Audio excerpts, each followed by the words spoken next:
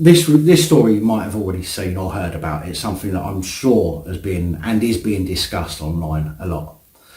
Restaurants, bars and cinemas could be forced to turn people away if they have not been vaccinated, even though the vaccine hasn't even been fully tested yet. And please don't tell me that it has. There's no way that there's not a single person that could have found a vaccine for the normal coronavirus that causes seasonal flu,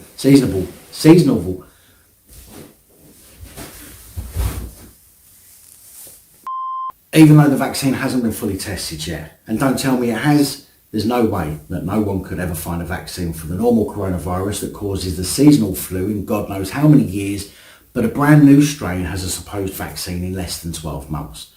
And they know it's completely harmless and is going to do what it's intended to do without any adverse side effects. Get the fuck out of here. Nadhim Zahawi, the new Minister for the Mass Vaccine Rollout. What a fucking title that is. I wonder if they've created that position for him to use it as a scapegoat when things go wrong. Indicated that although an injection would be voluntary, some venues, including sports grounds, might insist on proof of one in return for granting entry, which is the precursor to the health passport, and I would suggest should also be the precursor to mass boycotts of these very places.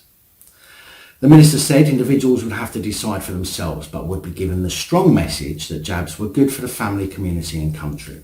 Oh really? So the government's telling us what's best for our children and families already, are they? Now, I've got to be honest, I thought that would take a bit more time to work out in, but seems they think they have enough sheep wrapped up in a pandemic narrative to blatantly throw that one out there now and get away with it.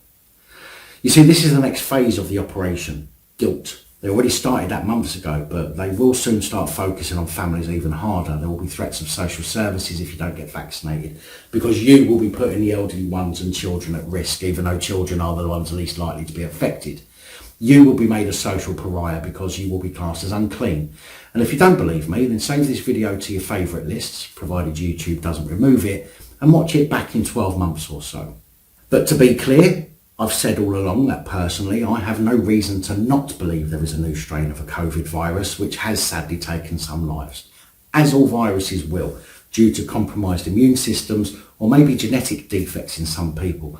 Much like some generally terminal illnesses can kill some people, but others survive. So I am certainly not a COVID denier in any form, but I am a denier of the story that's being played out with the numbers of deaths and just how deadly this is supposed to have been.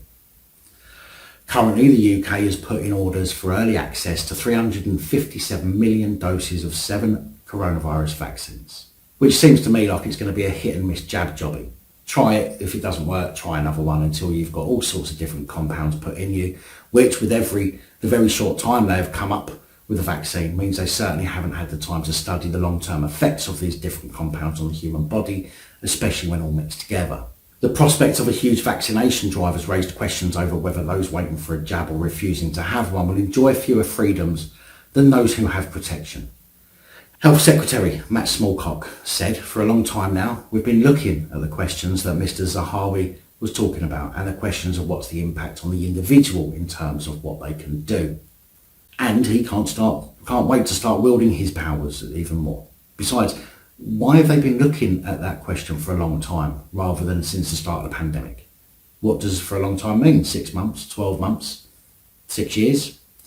I think it's a very dubious statement for Matt Smallcock to make there. Now, for avoidance of doubt, I'm not saying that you should not take the miracle cure. In fact, you should do what you think is best for you. But you should make the decision knowing as much about it as possible, rather than simply listening to a few so-called medical experts paid for by the government, when so many other medical experts who are just as qualified are telling you something completely different. I am not personally against vaccines. In fact, medication helps me on a daily basis.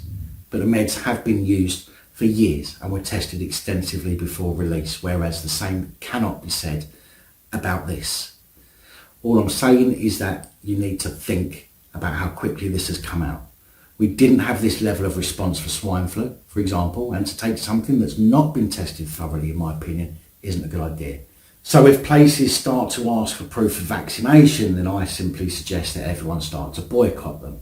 No one's been asking so far, and seeing as the worst part has been and gone, And now they want to start checking your health before entry to places after the peak has subsided, and they never bothered doing anything like it in the past 10 months or so, then how on earth does that make any sense by start doing it now?